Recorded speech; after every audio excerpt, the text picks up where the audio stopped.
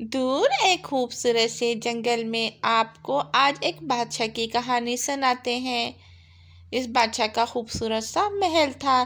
ایک دن وہ اپنے محل میں بیٹھا اپنی پتنی کے ساتھ باتیں کر رہا ہوتا ہے۔ اس بادشاہ کے 2 بیٹے تھے۔ وہ اپنے بچوں کے ساتھ بہت خوش رہتا تھا۔ اس کا ایک بیٹا تھوڑا عقل والا نہیں تھا۔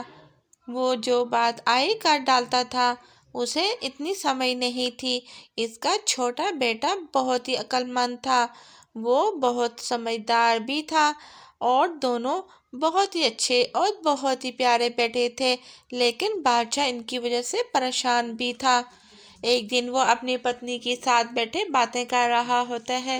ارے بلو رانی، میں کیا کروں؟ میں اب بوڑھا ہو چکا ہوں۔ میں اب اس سلطنت کو سنبھال نہیں سکتا ہوں۔ میں چاہتا ہوں اپنی سلطنت اپنے بیٹوں کے حوالے کر دوں، لیکن میرا چھوٹا بیٹا تو سمجھدار ہے، بڑے بیٹے کو اتنی سمجھ نہیں ہے۔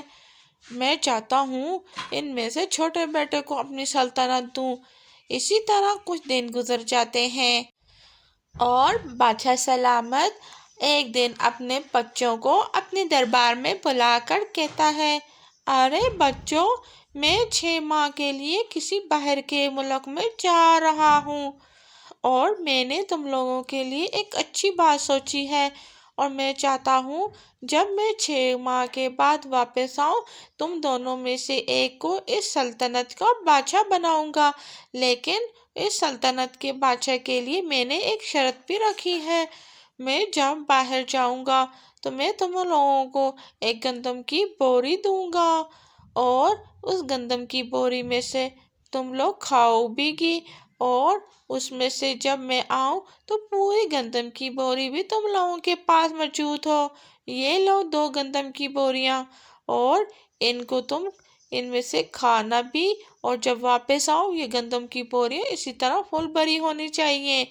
جس کی بوری فل بھری ہوگی میں اسی کو اس سلطنت کا بادشاہ بناؤں گا، اور میں اپنی ٹوپی اس کے سر پر سجاؤں گا۔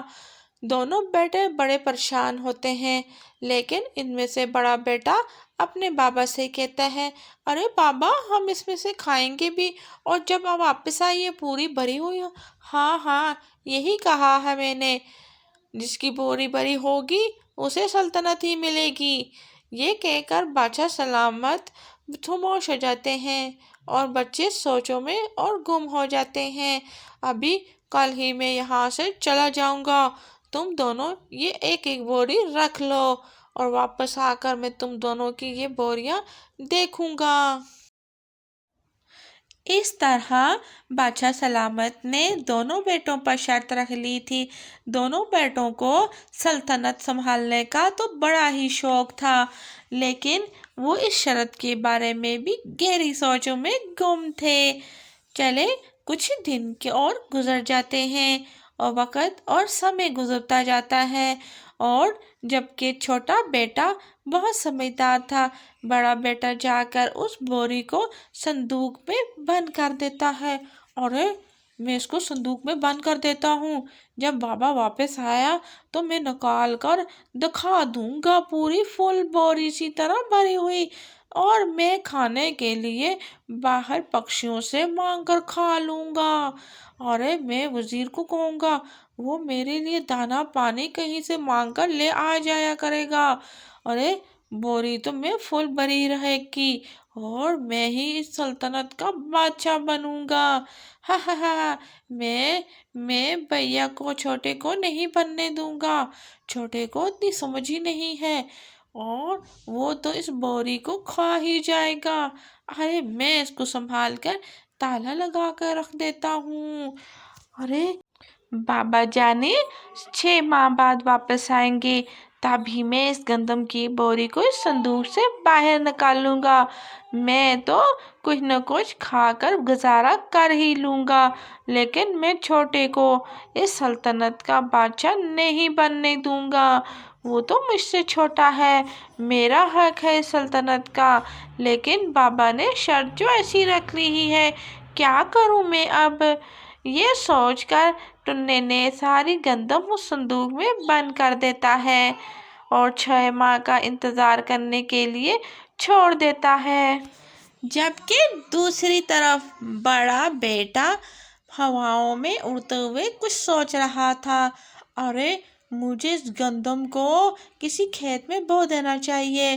ہاں، میں اس کھیت میں آدھی گندم کو بو دیتا ہوں، آدھی اپنے کھانے کے لیے رکھ دیتا ہوں۔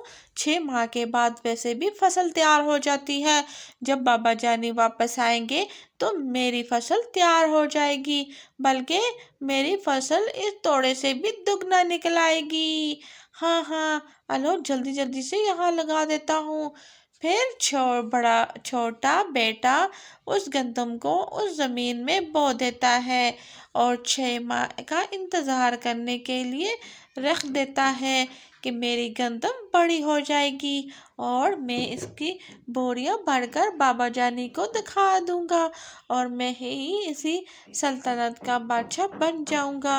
اسی طرح بادشاہ کا چھوٹا بیٹا تو بہت ہی سمجھدار نکلا۔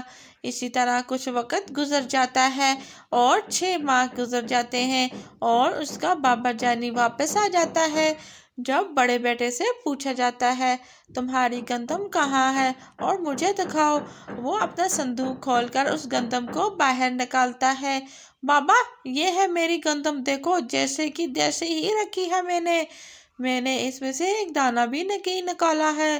ارے بیٹا یہ 6 ماہ تم نے صندوق میں باندھ رکھا ہے؟ ہاں بابا میں نے اسے 6 ماہ اس صندوق میں باندھ رکھا ہے، جیسے آپ نے دی تھی ایسے ہی رکھی ہے۔ چلو بیٹا ذرا اس کو کھول کر بھی دکھاؤ۔ ارے بابا کھول کے کیا دکھانا ہے، وہی تو گندم ہے، میں نے تو آپ نے جو دی تو ویسے ہی تو رکھی ہے۔ نہیں بیٹا ذرا کھولو تو صحیح۔ پھر ٹنا اس چھوٹے سے بورے کو کھولنے لگ جاتا ہے۔ جب وہ گندم کو کھولتے ہیں تو وہ دیکھ کر تو بہت ہی حیران ہوتے ہیں، گندم تو ساری خراب ہوئی ہوتی ہے۔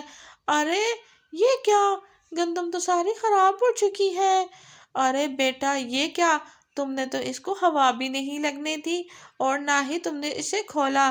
ارے تمہارا یہ عقل ہے، اسی عقل کی وجہ سے تم اس سلطنت کے بادشاہ نہیں بن سکتے ہو۔ ارے بابا نہیں، میں نے تو اس کو سنبھال کر رکھا تھا۔ ارے بیٹا تمہاری عقل نہیں کام کیا، ارے تم نے گندم کو صندوق میں بند کر دیا اور اس طرح سے اس کو ہوا بھی نہیں لگی اور وہ بالکل خراب ہوگی، نہ تم نے اسے کھا سکے اور نہ ہی یہ کسی اور کام آ سکی، اس لیے تمہاری اتنی عقل نہیں ہے کہ تم اس پوری سلطنت کو سنبھال سکو۔ اس طرح بڑے بیٹے کی کم عقلی کی وجہ سے بادشاہ سلامت اسے پوری سلطنت دینے سے انکار کر دیتے ہیں اور اسے بتا دیتے ہیں کہ تم اس لائق نہیں ہو کہ تم اس ملک کو سنبھال سکو۔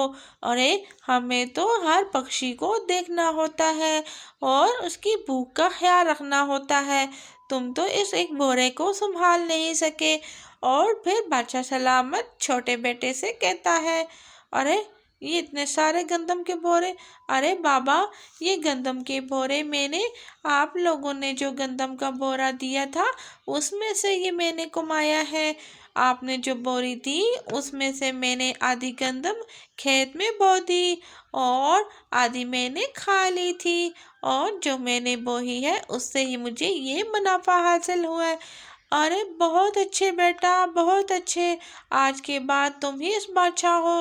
پھر بادشاہ سلامت اپنے بیٹے کو اس کرسی پر بٹھا دیتا ہے اور اپنے سر سے ٹوپی اتار کے اس کی سر پر پہنا دیتا ہے اور وہ ٹنا اپنے ملک کا بادشاہ بن جاتا ہے۔ تو آج کی کہانی اگر اچھی لگی چینل کو ضرور سبسکرائب